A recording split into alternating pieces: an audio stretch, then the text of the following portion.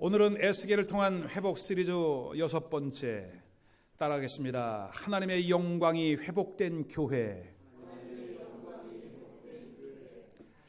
본문은 에스겔에게 보여준 환상 가운데 이제 하나님의 영광이 다시금 성전 안으로 돌아오는 성전 회복에 관한 내용이죠.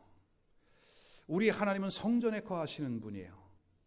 시편 135편 2절에 보니까 여호와의 집, 우리 하나님의 집. 성전은 하나님의 집인데 그 하나님이 성전을 떠나셔야만 했던 그 안타까운 사건, 여러분 기억하시죠?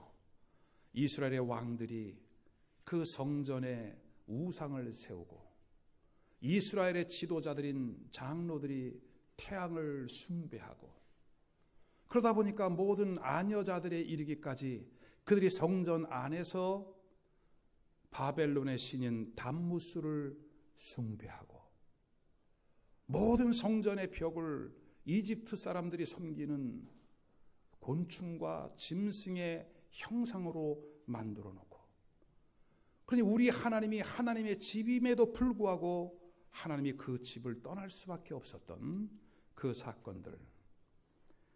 그래서 에스겔서 10장 11장에 보면 하나님의 성전을 떠난 그 하나님의 영광이 어디로 가시느냐? 이스라엘 백성들이 포로되어 있는 바벨론 땅 그발 강가의 포로 수용소로 가죠. 그리고 그 바벨론에서 노예 생활을 하고 고통과 절망 속에 신음하고 있는 그들에게 하나님이 가시는 거예요. 그리고 에스겔을 통해서 그들에게 회복의 말씀을 계속해서 주시는 거죠.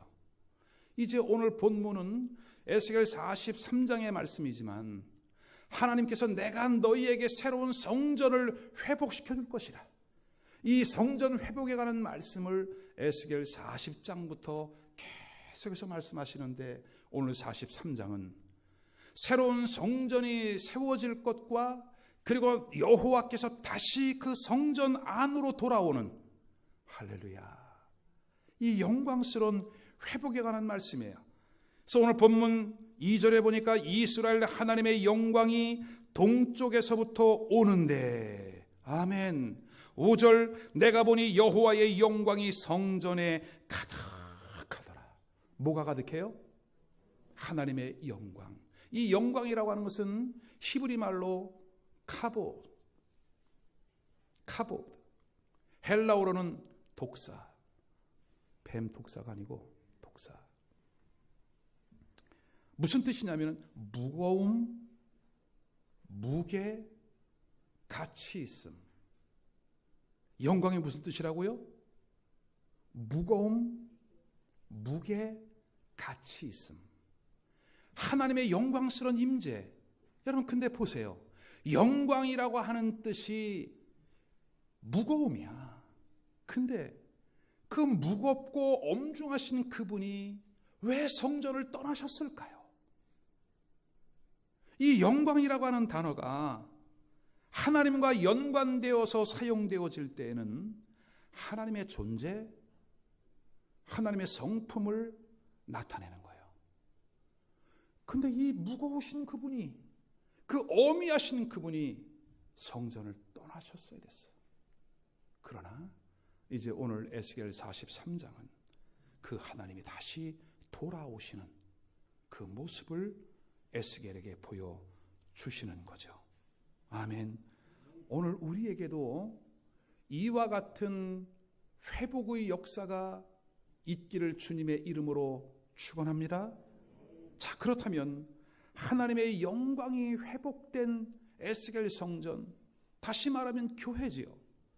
하나님의 영광이 회복된 교회의 모습, 하나님의 영광이 회복된 교회는 어떤 교회일까? 세 가지로 말씀을 드리려고 합니다. 첫 번째로 하나님의 영광이 머무는 보좌가 있어요. 보좌. 오늘 본문 7절 말씀해 보니까 그가 내게 이르시되 인자야 이는 내 보좌의 처소 내 발을 두는 처소 내가 이스라엘 족속 가운데에 영원히 있을 곳이라.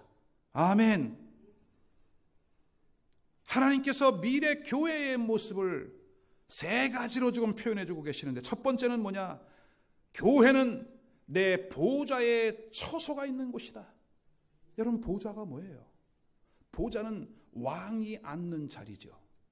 왕이 보좌에 앉았다고 하는 것은 무엇입니까? 통치하는 거죠. 다스리시는 것이죠. 그러므로 교회는 하나님의 영광스러운 임재 안에 왕이신 그분을 찬양하고 그분을 높여드리고 그분의 통제 아래, 그분의 다스림 아래, 아멘, 하나님의 말씀이 선포되어지고 말씀을 들은 사람들이 구원을 경험하게 되어지고 구원을 경험한 하나님의 백성들이 세상에 나가 하나님의 말씀을 전파하고 증거하고, 아멘, 이 세상에 강력한 영향력을 주는 것이 바로 교회의 모습이라고 하는 것입니다. 그러므로 오늘 우리는 하나님의 보좌가 있는 교회 안에서 하나님의 통치와 그분의 권위와 그분의 질서 아래서 순종함을 배울 수 있기를 바랍니다. 여러분, 그분의 다스림 아래 들어가는 것이 얼마나 큰 축복인지 아십니까? 우린 그렇게 지음받은 거예요. 어항에 있던 물고기가 너무 답답하다고 이렇게 외쳤대요. 나에게 자유를 다오. 내가 왜 여기 있어야 되느냐? 그래서 튀어나왔대, 어항을. 자유를 찾아 튀어나온 거죠. 3분 후에 알죠, 여러분? 어떻게 됐는지? 그 안에 있을 때 행복한 거. 주인의 사랑을 받잖아요. 이 물고기 너무 예쁘다. 관상으로 사랑을 받잖아요. 오늘 우리가 하나님의 보호와 인도 아래, 그분의 권위와 질서 아래 순종해 나가는 것, 이것이 하나님의 은혜인 줄로 믿으시기를 주의 이름으로 축원합니다. 자, 이것이 내 보좌에 처소가 있는 교회의 모습이에요. 두 번째는 내 발을 두는 처소라. 내 발을 두는 처소라고 하는 것은 발등상이에요. 발등상. 발등상. 발등상이 뭐예요? 발등상. 사전을 찾아보니까 나무를 상으로 짜서 발을 올려놓는 기구. 그러니까 우리 하나님이 그 발을 올려놓고 계시는 곳이에요. 발을 올려놓고 계셔. 어디에 올려놓고 계시느냐? 다윗은 참으로 영적으로 예민한 사람, 깨어있는 사람, 영성이 깊은 사람이에요. 다윗이 역대기상 28장 2절에 하나님의 발등상을 뭐라고 말했냐면 언약궤라 그래요. 언약궤. 언약궤, 지성소 안에 있는 언약궤가 하나님의 발을 올려놓는 곳, 하나님의 발등상이다. 이에 다윗 왕이 일어서서 이르되 나의 형제들, 나의 백성들아, 내 말을 들으라. 나는 여호와의 언약궤 곧 우리 하나님의 발판을 봉헌할 성전을 건축할 마음이 있어서 건축할 재료를 준비하였으나, 여호와의 언약궤 곧 우리 하나님의 발판을 봉헌할 성전, 아멘, 하나님의 말씀 영광스러운 임재가 있는 성전, 성전 안에서도 지성소, 지성소 안에 모셔놓은 그 언약궤가 하나님 여호와의 발을 올려놓는 곳이다. 자, 그렇다면 여러분, 발은 무엇을 의미해요? 발은 행동하는 거잖아요. 그죠? 움직이는 거잖아요. 하나님은 지금도 여전히 교회를 통해 부지런히 일하시는 줄로 믿으시기를 바랍니다. 그러므로 교회 안에서는 뭐냐? 행동하는 믿음, 우리의 믿음이 믿음으로 그치는 것이 아니라 그것이 생명력이 나타나고 역동적인 믿음으로 결실과 열매를 맺게 되는 것인 줄로 믿으시기를 바랍니다. 세 번째는 이 하나님의 영광이 머무는 교회, 뭐가 있어요? 그 하나님께서 영원히 거하신다고 그랬어요. 하나님이 영원히 거하신다. 하나님께서 영원히 거하실 처소인 지금 교회는 교회로 끝나지 않죠. 이 교회는 장차 우리가 가야 할 거룩한 성새 예루살렘의 모형인 줄로 믿습니다. 그러므로 이 교회 안에서 우리는 어떤 것을 보아야 되느냐? 하늘나라가 어떠한 것이지? 천국이 어떠한 모습이지? 이 교회 안에서 그와 같은 일들이 경험되어지고 나타날 수 있어야 된다는 것입니다. 아멘입니까? 영원하신 하나님과 함께 우리가 어떻게 영원한 생명을 누리며 영원히 살 수 있을까요? 네? 여러분, 거룩한 성새 예루살렘에 들어가서 영원하신 하나님과 우리가 어떻게 영원히 살 수 있을까요? 하나님의 말씀은 이렇게 말씀하고 있어요. 결혼해라, 결혼. 어떤 결혼이에요? 하나님과의 결혼인 거예요. 아니, 우리 인간이 어떻게 신하고 결혼을 하죠? 여러분, 이것을 깨닫는 은혜가 있기를 바라요. 이사야서 54장 5절, 이는 너를 지으신 이가 내 남편이시라. 그의 이름은 만군의 여호와이시며 내 구속자는 이스라엘의 거룩한 이시라. 그는 온 땅의 하나님이라. 일컬음을 받을 것이라. 아멘. 만군의 여호와이신 하나님, 우리를 창조하신 하나님이시지만 그 하나님이 낮아지고 낮아지셔서 우리를 뭐라고? 당신의 신부라고, 나는 너의 남편이라고. 그러면 여러분, 남편과 아내는 어떤 관계예요? 혼인한 관계, 하나 되어진 관계, 연합되어진 관계. 믿습니까? 근데 이 영적인 혼인의 관계는 구약 성경뿐만이 아니라 요한계시록까지 구약과 신약을 통틀어서 일관된 하나님의 뜻이에요. 왜냐하면 성경의 마지막 책인 요한계시록 19장 7절에 보니까 이렇게 말씀합니다. 우리가 즐거워하고 크게 기뻐하며 그에게 영광을 돌리세. 어린 양의 혼인 기약이 이르렀고 그의 아내가 자신을 준비하였으므로. 어린 양이신 예수님과의 혼인 기약이 이르렀는데 기뻐하고 즐거워하라. 왜? 여러분, 기쁘세요? 여러분, 즐거우세요? 다시 물어봐야지. 여러분, 기쁘세요? 즐거우세요? 왜? 네? 왜? 그분과의 혼인할 날을 잡은 거죠? 아멘. 결혼할 선남 선녀가 난 잠이 안 오더라고 날 잡아놓고, 일을 해도 일이 안 잡히고, 아이고, 할렐루야. 근데 날 잡은 신랑 신부가 걱정과 두려움이 막 와. 잘못된 관계지. 잘못된 관계예요, 여러분. 근데 우리가 즐거워하고 기뻐해야 될 이유가 뭐냐? 이는 어린 양의 혼인 기약이 이르렀고 그의 아내가 자신을 준비하였으므로. 신부인 우리가 준비되어 있어야 그날이 기쁘고 그날이 기다려지는 거죠. 9절, 천사가 내게 말하기를 기록하라. 어린 양의 혼인잔치에 청함을 받은 자들은 복이 있도다 하고, 또 내게 말하되 이것은 하나님의 참되신 말씀이라. 하나님의 참되신 말씀이라. 할렐루야. 떠났던 하나님의 영광이 다시 회복되어지는 교회, 그리고 여러분 각자 한 사람 한 사람이 될 수 있기를 주님의 이름으로 부탁합니다. 아멘. 두 번째는 하나님의 영광이 회복된 교회는 뭐냐? 하나님의 진리의 말씀이 선포되어지는 곳이죠. 하나님의 영광이 회복된 교회의 특징이 세 가지가 나타나는데, 첫 번째, 진리의 말씀이 선포되어지는 것이에요. 2절 말씀, 이스라엘 하나님의 영광이 동편에서부터 오는데 하나님의 음성이 어떻게 해요? 많은 물소리와 같고 땅은 그 영광으로 인하여 빛나니. 아멘.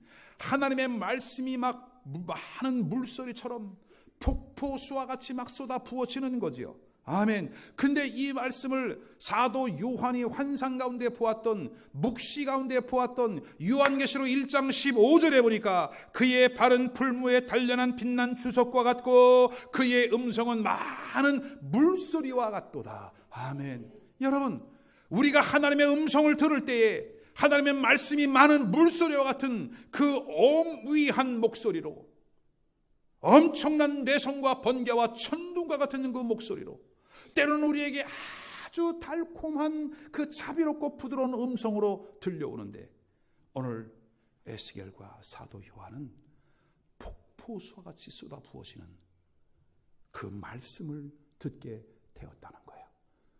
하나님의 영광스러운 임재, 하나님의 영광이 회복된 교회의 특징은 하나님의 말씀이 제한받지 아니하고 폭포수와 같이 성도들의 심령 속에 쏟아 부어지는 줄로 믿으시기를 바랍니다. 이 선포된 말씀으로 나의 영혼이 구원을 받고 이 세상에 나가 세상을 변화시켜 나가고 이 세상에 강력한 영향력을 끼치는 그 일들이 우리 안에 있어야 되기 때문에 하나님은 회복된 교회 안에 말씀을 부어주는 거예요. 왜? 오늘 본문에 보니까 땅은 그 영광으로 빛나게 될 것이라. 하나님의 말씀이 전파되어져야 이 세상이 빛나죠, 여러분. 우리 주님의 영광스러운 빛이신 생명이신 주님이 전파되어지고 증거되어져야 이 어둠의 역사가 떠나가고 이 세상 안에 생명의 빛, 구원의 빛이 비춰지는 거죠. 할렐루야. 이렇게 말씀을 통해서, 부어지는 말씀을 통해서 은혜를 경험한 사람들에게 따라오는 현상이 있어요, 여러분. 예배가 기다려져요. 말씀의 은혜를 받은 사람은 예배가 기다려져요. 어떠한 예배를 드리느냐? 자, 우리 3절 보십시다. 그 모양이 내가 본 이상, 곧 전에 성읍을 멸하러 올 때에 보던 이상과 같고 그발 하숫가에서 보던 이상과 같기로 내가 곧 얼굴을 땅에 대고 엎드렸더니. 하나님의 영광스러운 임재가 나타나니까 어떻게 된다고요? 그분의 임재 앞에 자기 자신이 엎드러지는데, 에스겔서 1장에 마찬가지예요. 여호와의 영광이 떠나 포로 수용소에 갇혀있는 이스라엘 백성들, 그발 강가에 있는 포로 수용소에 나타났을 때에도 에스겔은 동일하게 하나님 앞에 엎드러져요. 사랑하는 여러분, 잘 들으세요. 예배에 왔다고 해서 예배가 아닌 겁니다. 오늘 예배를 드리는 사람의 자세가 어떠해야 되느냐? 그 하나님 앞에 엎드러지는 거예요. 무릎을 꿇고 엎드러지는 거예요. 오늘 에스겔을 보십시오. 에스겔이 하나님의 영광스러운 임재를 경험하니까 그 앞에 자동적으로 엎드러지는 거예요. 오늘 예배하는 자들의 마음의 자세가 이와 같아야 되죠. 사도 요한도 영광스러운 그 하나님의 임재 속에 계시가 열리니까 그분 앞에 엎드러졌다라고 그렇게 고백하고 있어요. 아멘. 우리가 하나님 앞에 겸손함으로 엎드러질 때에 하나님은 우리를 더 깊은 은혜 가운데로 이끌어 가시는 것을 믿으시기를 바랍니다. 오늘 5절 말씀을 보세요. 성신이 나를 들어데리고 안뜰에 들어가시기로. 안뜰에 들어갔더니 어떤 역사가 있어요? 여호와의 영광이 전에 가득하더라. 솔로몬이 하나님의 성전을 건축하고 봉헌 예식을 할 때에 그 성전에 하나님의 임재의 상징인 구름이 얼마나 충만하게 임재했는지 그 제사를 집례하는 제사장들이 다 엎드러진 거예요, 여러분. 슬레이 다운. 그분의 임재 앞에 서서 제사를 드리지 못할 정도로. 오늘 우리의 마음속에 그와 같은 하나님의 임재 앞에 겸비해지고 엎드러지는 그 더 깊은 은혜 가운데 나가는 역사가 있기를 주님의 이름으로 축원합니다. 아멘. 자, 그러면 세 번째는 뭐냐? 하나님의 말씀이 선포되어지는 이 교회 안에서는 어떤 역사가 일어나요? 우상이 제거되어지죠. 8절과 9절 말씀을 우리 다 같이 한번 읽어보겠습니다. 8절과 9절 시작. 그들이 그 문지방을 내 문지간 곁에 두며 그 문설주를 내 문설주 곁에 두어서 그들과 나 사이에 겨우 한 담이 막히게 하였고 또 그 행하는 가증한 일로 내 거룩한 이름을 더럽혔으므로 내가 노하여 멸망시켰거니와 이제는 그들이 그 음란과 왕들의 시체를 내게서 멀리 제거하여 버려야 할 것이라. 그리하면 내가 그들 가운데 영원히 살리라. 아멘. 자, 이 말씀이 좀 기가 막힌 거예요, 여러분. 하나님의 성전 안에 벽 하나를 사이에 두고 왕들의 시체를 거기다 두고 우상들을 거기에 겸하여 둔 거예요. 성전 안에 벽 하나를 두고 왕의 문설주와 문지방을 똑같게 만들어 놓은 거예요. 사람이 대접을 받고 사람이 높임을 받으려고 하는 이 성전의 현실, 하나님께서 비교를 당하는 거죠, 사람들에게. 오늘 여러분의 마음의 성전은 어떻습니까? 내 마음 성전에 예수 그리스도가 유일한 왕이십니까? 그런데 마음속에 여전히 불순종과 음란과 게으름과 안일함과 무지함이 함께 들어와 있다면 오늘 우리 하나님은 다시금 떠날 수밖에 없는 거예요. 그러나 오늘 이스라엘 백성들을 향해서 하나님은 다시금 그들을 권면합니다. 벽 사면에 곤충의 형상, 짐승의 형상을 만들어 놓고 거기서 경배했던 그들에게 원래 하나님의 성전 벽에는 뭐가 있어야 되느냐?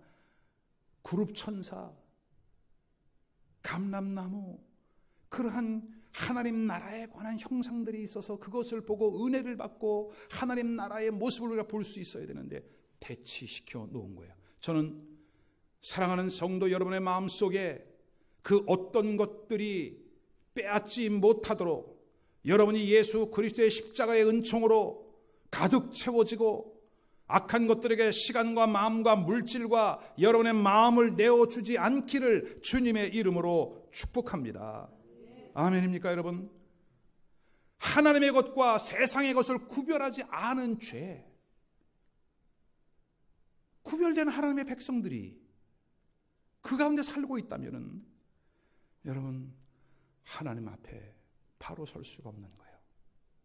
12살에 이스라엘의 왕으로 세웠던 므낫세는 성전에 있는 성전을 완전히 제거해버려요. 그리고 그 성전에 우상을 갖다 세워놓죠. 열왕기하 2장 21장 5절에 보니까 여호와의 전 두 마당에 하늘의 일월 성신을 위하여 단들을 쌓고 별과 달과 해를 향해서 단을 쌓았어요. 그리고 21장 7절에 보니까 또 자기가 만든 아로 새긴 아세라 목상을 성전에 세웠더라. 하나님의 것과 자기의 것을 구별하지 못해요. 한 성전 안에 하나님의 전과 우상의 전이 같이 들어와 있어요. 여러분, 그런 곳에 하나님이 임재하실 수가 없지요. 임재하실 리도 없고, 오늘 우리가 영적으로 해석을 한다면 오늘 우리의 마음 성전 안에 어떤 것이 들어와 있느냐? 고린도후서 6장 15절에 보니까 그리스도와 벨리알이 어찌 조화되며 믿는 자와 믿지 않는 자가 어찌 상관할 수 있겠느냐? 마음에 우상을 제거하고 참된 진리 가운데 견고히 세워질 수 있기를 주님의 이름으로 축원합니다. 오늘 목양 컬럼에 보면은 기독교는 왜 배타적일까? 한번 읽어보세요, 여러분. 왜 기독교가 배타적일 수밖에 없는가? 배타적이어야죠. 결론은 배타적이라고 하는 것은 진리는 타협할 수 없다는 거야. 섞일 수 없다는 거죠. 혼합될 수 없다는 거죠, 여러분. 많은 믿음의 선배들이 예수님이 이것을 위해 십자가에 죽으셨고 예수님의 죽음과 부활을 목격한 사도들이 이 복음을 전하다가 그들도 순교했고 이 절대 진리의 복음을 사수하면서 우리에게까지 전해준 믿음의 선배들이 있다면 오늘 우리 시대에 이것을 혼합하지 말고 타협하지 말고 우리가 지킬 것은 지키는 참된 진리의 보수가 우리 안에 있어야 된다 이겁니다. 난 그렇지 않은데요? 나는 생각이 다른데요? 여러분 마음대로 하세요. 하나님이 그 마음을 주관하셔서 참된 진리 아래 굴복할 수 있는 은혜가 있기를 바랍니다. 이건 막을 수 없어요, 여러분. 정말 귀 있는 자만 듣는 거예요. 복 있는 자들만 깨닫고 들어오는 거예요. 지금 우리 한국 교회가, 우리 크리스천들의 삶이 왜 이렇게 무기력해지고 무능력해졌을까요, 여러분? 진리와의 타협인 거예요. 적당하게 타협하고 무늬만 크리스천인 거죠. 하나님 앞에 가릴 수 없다. 하나님 앞에 감출 수 없다.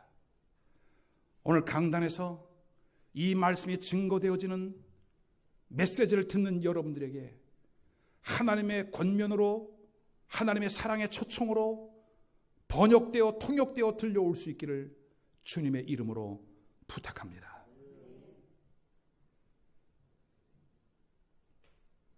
성경은 두 종류의 회개를 우리에게 말씀하고 있어요. 두 종류의 회개. 첫 번째는 뭐냐? 구원받는 회개예요. Saving repentance. 구원받는 회개.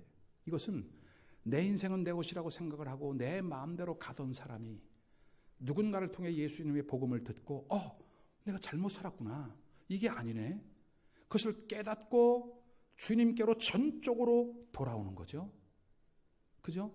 그리고 주님의 십자가의 공로를 믿어 돌아올 뿐만이 아니라 그분의 역사하심을 믿어. 회개와 믿음, 이 두 가지가 하나가 딱 되어질 때 어떤 역사가 일어나느냐? 회심이 일어나는 거예요. 뭐가 일어난다고요? 회심. 이 회심이라고 하는 것은 매일 하는 게 아니에요, 여러분. 회심은 일평생에 한 번인 거예요. 여러분들이 예수 그리스도를 내 마음속에 구세주로 모셔드리고 영접하는 그때가 회심인 겁니다. 그러면 예수님이 이제는 내 마음속에 보좌에 들어오셨잖아요, 여러분. 근데 그 이후에 우리는 사단에게 시험을 당하기도 하고 또 내가 해결하지 못한, 처리하지 못한 옛사람의 모습 때문에 또 넘어지고 시험에 들고 그럴 때가 있어요. 그럴 때는 뭘 해야 돼? 그때는 성화를 위한 회개를 하셔야 돼요. 이해가 되십니까? 구원을 위한 회개와 내 삶 속에 거룩한 성화를 위한 회개, 혼돈하지 않기를 바랍니다. 이것은 잘못된 사실을, 성화를 위한 회개는 뭐냐? 내가 잘못 살았네, 내가 실수했네, 내가 넘어졌네. 그럴 때마다 즉각 회개하고 돌아서는 거예요, 여러분. 돌아서는 거. 근데 우리 성도들이 좀 적지 않은 분들이 여기에 대한 혼돈이 있어요. 혼돈이. 이미 예수님을 영접하고 구원을 경험했음에도 불구하고 날마다 죽을 죄인처럼 사는 거야. 날마다 죽을 죄인처럼. 여러분 절대로 그렇지 않아요. 그것을 위해서 예수님이 이 땅에 오셨고 그 예수님이 십자가의 죽으심으로 말미암아 죄값을 다 지불하셨고 그분이 다시 살아나셨음으로 말미암아 우리에게 영수증을 써준 거 아니에요. 그리고 우리에게 성령을 보내서 우리 마음에 인을 쳐주셨단 말이죠. 영수증의 도장까지 꽉 찍어주신 거야. 아멘. 그 이후에 우리의 삶은 날마다 주님 앞에 나아가면서 오늘의 삶 속에 혹은 조금 전의 삶 속에 잘못한 것이 있다면 그때그때 회개하고 자신을 깨끗하게 입는 거죠. 이것이 예수님이 요한복음에 말씀하고 있는 제자들의 발을 씻기면서 목욕한 자들은 다시 목욕할 이유가 없다. 아멘. 이해가 잘 되십니까, 여러분? 여러분들이 정죄감 속에 있지 말고 정말 예수 그리스도의 십자가의 은총 아래서 자유함과 기쁨과 감사, 그러나 하나님 앞에 개인적으로 1대1로 나갈 때는 Still I'm a sinner.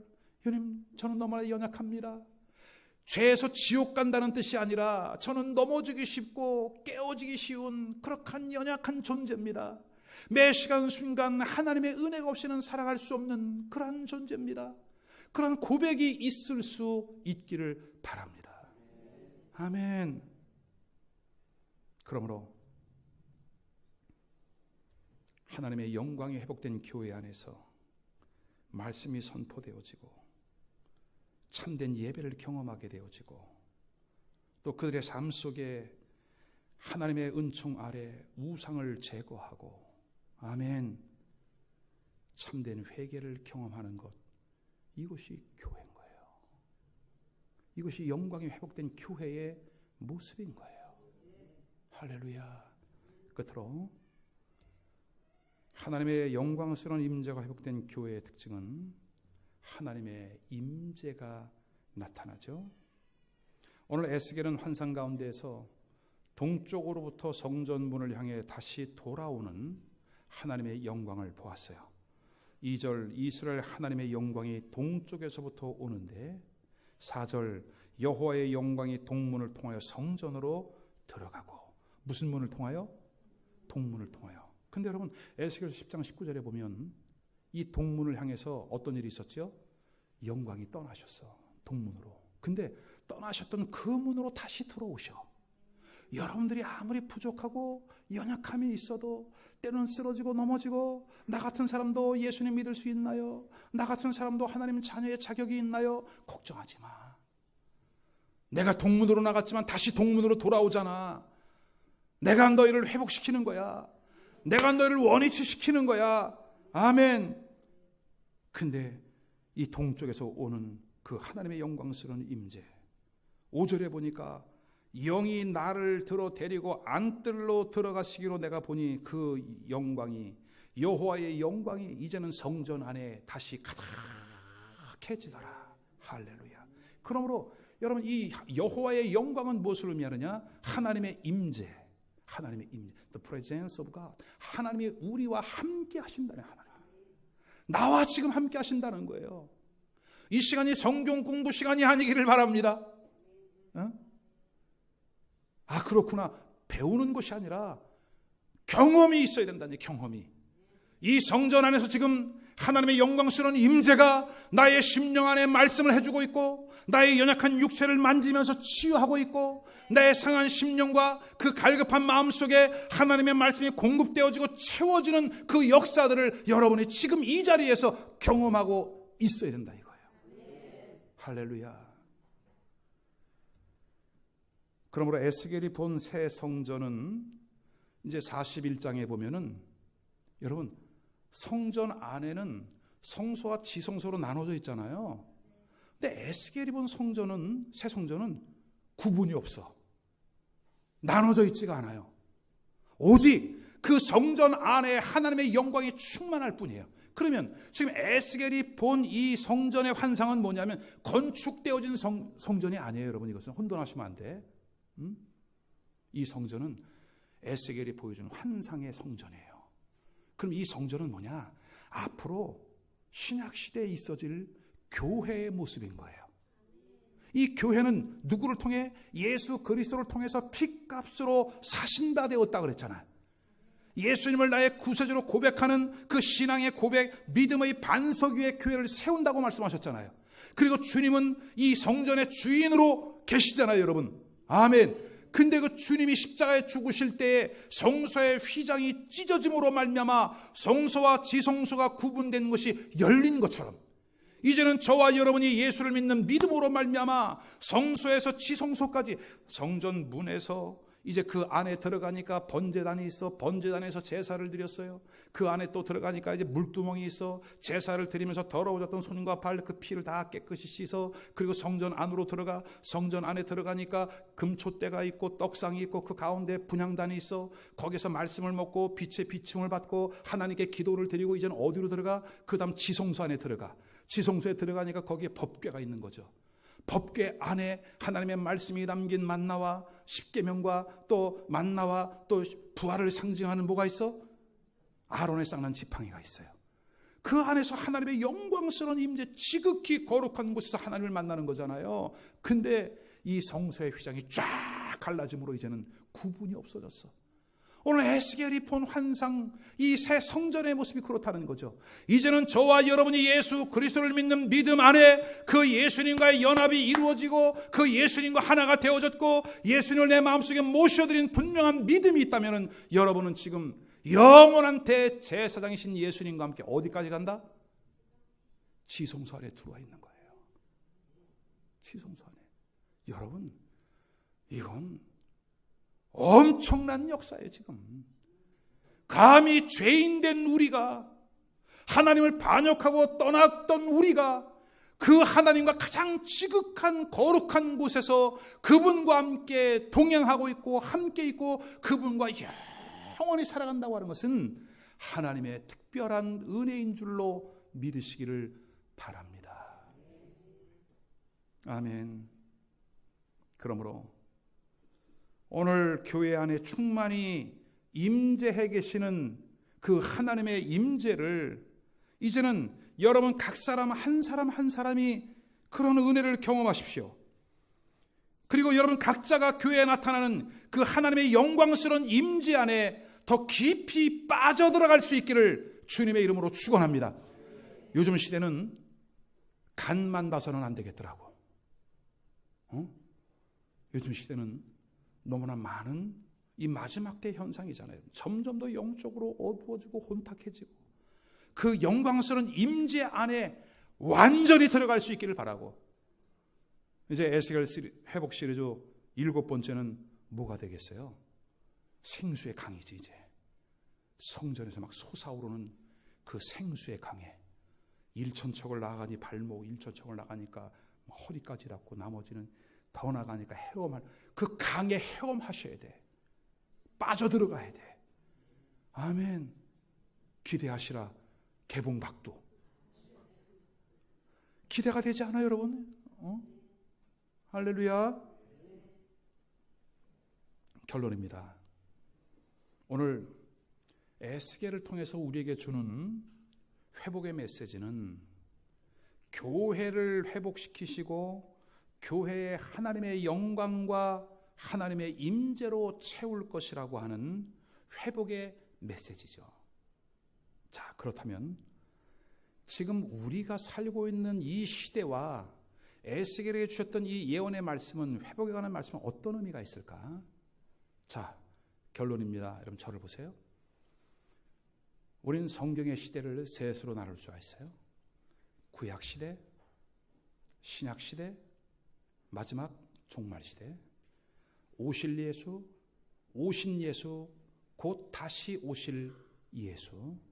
그러면 성경의 시간표에 본다면 우리가 살고 있는 시대는 지금 어디쯤에 와 있냐? 교회 시대에 와 있어요. 성령 시대에 와 있어요.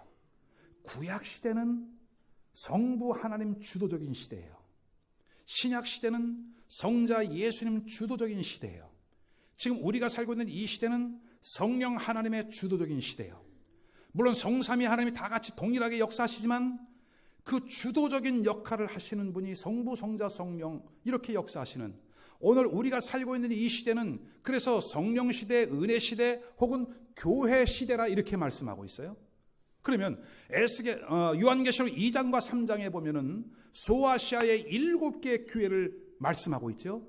그 7개 교회 중에서 에베소, 서머나, 버가모, 두아디로, 사데, 빌라델비아, 마지막 7번째가 라오디게아 교회예요. 이 라오디게아 교회는 두 가지 단어가 합성됐어요. 라오디게아는. 첫 번째는 라오스. 라오스는 사람, 그런 뜻이에요.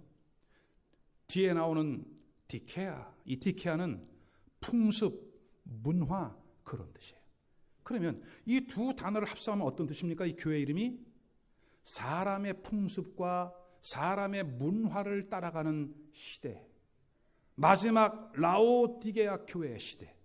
이 라오디게아 교회가 끝나니까 이제 어떤 시대가 와요? 우리 주님이 사도 요한에게 천국의 예배를 잠깐 보여주시고 난 이후에 계시록 6장부터는 7인과 7 나팔과 대접 재앙이 끊임없이 이어지는 것을 보여줘요. 그리고 이 7개 교회를 향해서 공통적으로 하시는 말씀이 이기는 자가 되어라. 성령이 너희에게 하시는 음성을 귀 있는 자는 들어라. 성령의 음성을 들어라. 이기는 자가 되어라. 당부하는 거. 지금 이 라오디게아 시대는 사람 중심이에요. 사람 중심. 사람의 의견으로 결정을 하고 사람의 숫자로 결정을 하고 하나님의 성령의 역사는 상관이 없어요. 성령이 철수해도 교회는 간다고 생각해. 여러분, 이것은 이미 교회가 아닌 겁니다. 오늘 이것이 우리가 살고 있는 시대, 어떤 것이 진리인지 어떤 것이 비진리인지, 무엇이 본질이고 무엇이 비본질인지 분별력을 상실한 시대, 이 시대에 여러분 깨어나셔야 합니다. 말씀의 은혜 안에 들어오셔야 됩니다.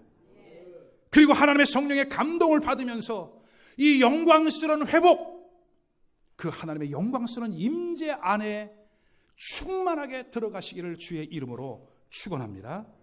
그러므로 교회는 하나님의 보좌가 있는 처소, 그 하나님의 발을 두는 지금도 여러분을 찾아가서 하나님의 성령이 얘야 이거야 나를 따라오너라, 이쪽으로 와, 이쪽이야, 열심히 지금도 일하시는 하나님, 이스라엘 족속 가운데 영원히 함께 하시는 하나님, 아멘. 교회는 진리의 말씀이 선포되어서 죽은 자들이 살아나고 그들이 은혜를 경험하고 세상에 나가 영향력을 끼치는 그런 회개 역사가 일어나는 곳, 이게 교회의 모습이죠. 끝으로 회복된 성전에는 여호와의 영광이 충만해. 하나님의 임재, 하나님과의 친밀감, 그냥 그분은 신이고 나는 인간이고 그 상태가 아니라 정말 하나님의 얼굴을 대면하여 배우는 그분과의 그 친밀감 속에 마치 나의 가장 친한 친구와 허물없이 모든 것을 다 얘기하는 것처럼, 사랑하는 부부가 내외가 같이 대화를 나누는 것처럼 그 주님과의 그 친밀감 속에서 이 시대를 살아가는 하나님의 영광의 회복이 우리 모두에게 있기를 주님의 이름으로 축원합니다. 그러므로 이제는 바깥들에 머물지 말고 안뜰로 들어가면서 더 깊은 하나님의 은혜를 경험할 수 있는 여러분 모두가 될 수 있기를 주의 이름으로 축원합니다. 기도하시겠습니다.